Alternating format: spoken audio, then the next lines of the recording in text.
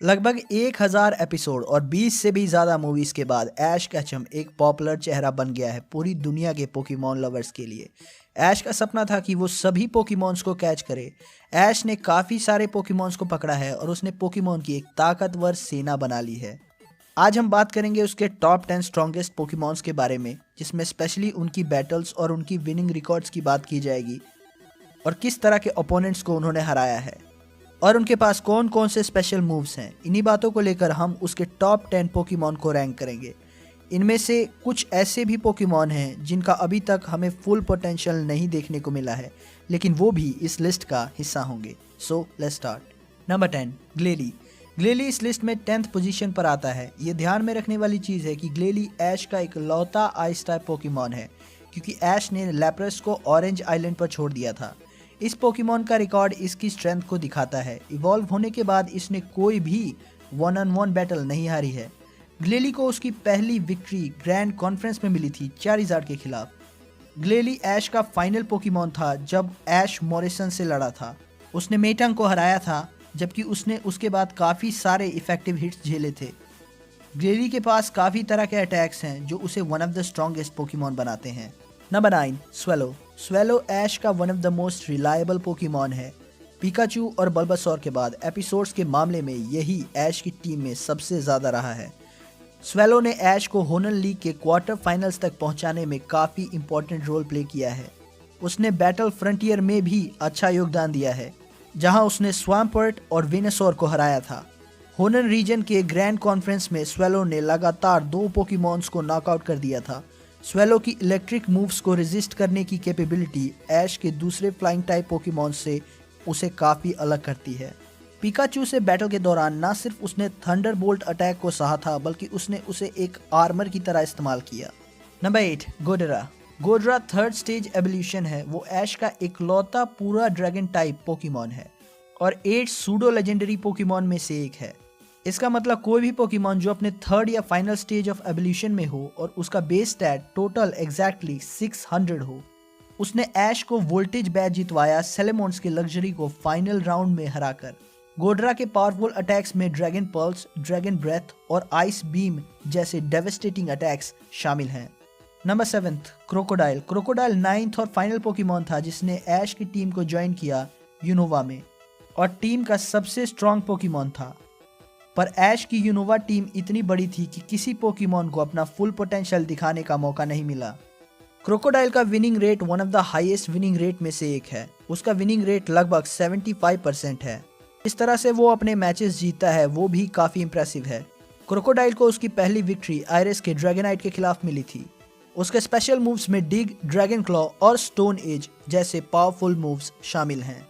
Number 6, Snorlax. Snorlax ने भले ही legendary Pokemon को नहीं हराया है, पर ऐसा भी नहीं है कि वो हरा नहीं सकता। स्नोरलैक्स ने इम्पॉसिबल सिचुएशन को काउंटर किया है और ज़्यादातर अपने मैचेस भी जीते हैं। ऐश हमेशा उसे इंटेंस बैटल्स के लिए बचा के रखता है। उसने अपना सबसे इम्प्रेसिव परफॉर्मेंस तब दिया था जब उसने 6 मूव्स दिखाए थे ऐश के गीटा के साथ मैच के दौरान कैंटो बैटल फ्रंटियर में।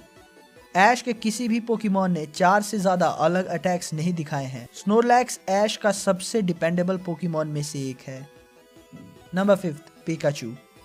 पिकाचू ऐश के टॉप 5 पोकेमॉन में से एक है, क्योंकि ऐश पिकाचू को कभी भी किसी बैटल में बिना लड़ाए नहीं रह सकता। पर इसका मतलब ये नहीं है कि पिकाचू स्ट्रांग नहीं है। पिकाचू पोकेमॉन के फर्स्ट एपिसोड से ऐश के साथ बैटल लड़ रहा है, फिर भी इतने सारे मैचेस लड़ने के बाद भी उसका विनिंग रिकॉर्ड 60% है और इन 60% विक्ट्रीज में 3 सूडो लेजेंडरी पोकेमॉन भी शामिल हैं।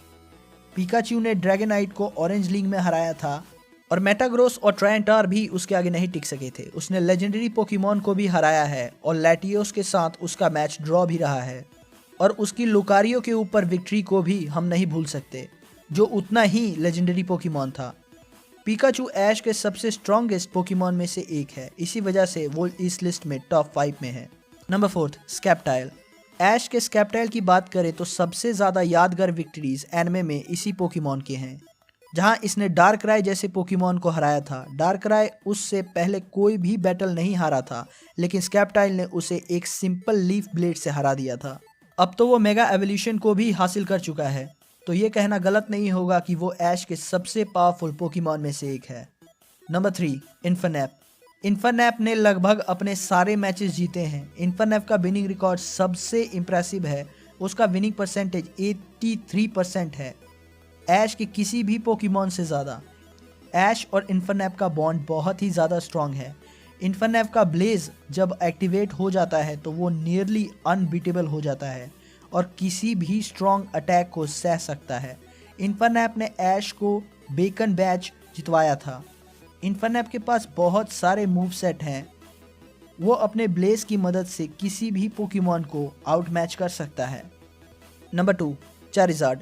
ऐश और चैरिज़ार्ड की दोस्ती पहले अच्छी नहीं थी, पर ब्लेन के मैग्मार और जैड के पॉलीवार्थ को हराने के बाद दोनों में दोस्ती की शुरुआत हो गई। तब से लेकर अब तक चैरिज़ार्ड ने बहुत सारे पावरफुल ओपोनेंट्स को फेस किया है और बहुत सारों को उसने हराया भी है। उसकी सबसे बड़ी जीत नोलैंड के आर्टिकुनो के खिलाफ थी। चैरिज़ार्ड ने गैरी की आधी टीम को हरा दिया था, जिसकी वजह से ऐश को अपने चाइल्डहुड राइवल के खिलाफ पहली विक्ट्री मिली थी। चैरिज़ार्ड अपनी फुल पावर से किसी भी पोकेमॉन को हरा सकता है। और नंबर 1, ग्रीनिंजा। ऐश का कोई भी पोकेमॉन मेगा इवॉल्व नहीं हुआ है, पर ग्रीनिंजा इस स्टेज को पाने के सबसे करीब आया था। इनफैक्ट ग्रीनिंजा को किसी स्टोन की ज़रूरत नहीं है अपने पावरफुल स्टेज तक पहुंचने के लिए। ऐश और ग्रीनिंजा बैटल के दौरान मेंटली फ्यूज हो जाते हैं, जो कि मेगा एवोल्यूशन जितना ही स्ट्रांग है। ग्रीनिंजा का विनिंग रेट लगभग 80% है, पर ग्रीनिंजा का ऐश से कनेक्शन उसे स्पेशल पोकेमॉन बनाता है, जो कि उसे ऐश की अल्टीमेट टीम के पोकेमॉन्स में टॉप पर रखने के लिए काफ़ी है। अगर आपको ये लिस्ट पसंद आई है तो प्लीज़ इस वीडियो को लाइक कर दीजिए, और अभी तक अगर चैनल को सब्सक्राइब नहीं किया है तो सब्सक्राइब कर दीजिए और बेल आइकन को भी दबा दीजिए, क्योंकि मैं आपके लिए ऐसे ही लिस्ट लाता रहता हूँ। थैंक यू फॉर वॉचिंग, और मैं मिलता हूँ आपको अगली वीडियो में।